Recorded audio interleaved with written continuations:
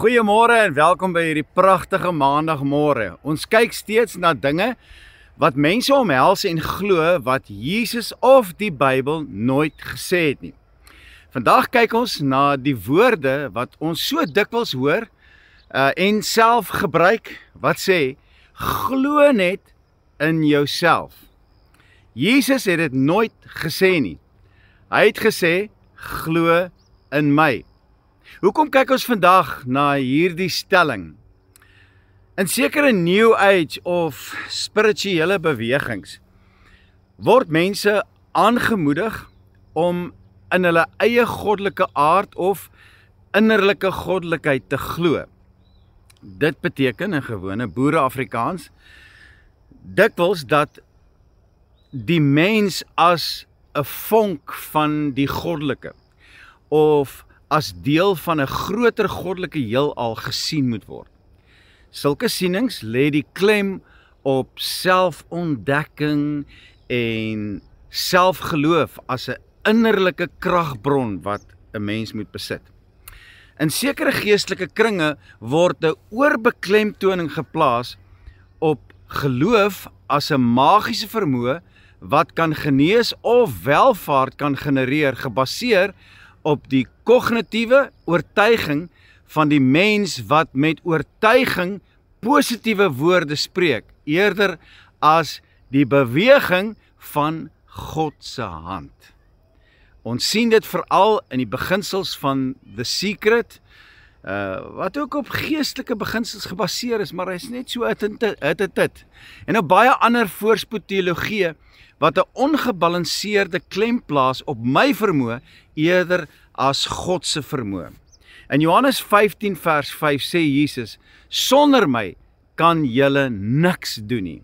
Hierdie vers wys dat krag en betekenis in die Christen se lewe vanuit 'n verhouding met Christus kom en nie uit eie krag of goddelikheid nie.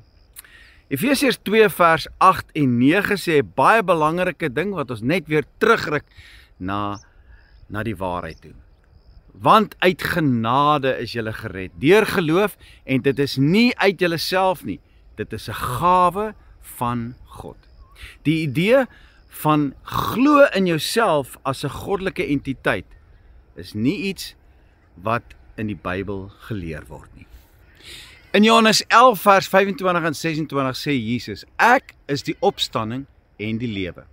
Wie in my glo, sal lewe, al het hy ook gesterwe. En elkeen wat leef in my, sal in die ewigheid nooit weer sterwe nie. Ons hoor God self uit die hemel uit Jesus se autoriteit as Messias bevestig, sodat ons met sekerheid kan weet om in hom te glo. Ons lees daarvan in Matteus 3 vers 17. En daar kom 'n stem uit die hemele wat sê, dit is my geliefde seun in wie ek 'n welbehae het. Luister na hom. Jy sien, om in jouself te glo kan 'n positiewe betekenis hê. In terme van selfvertroue of die erkenning van jou waarde as 'n skepping van God.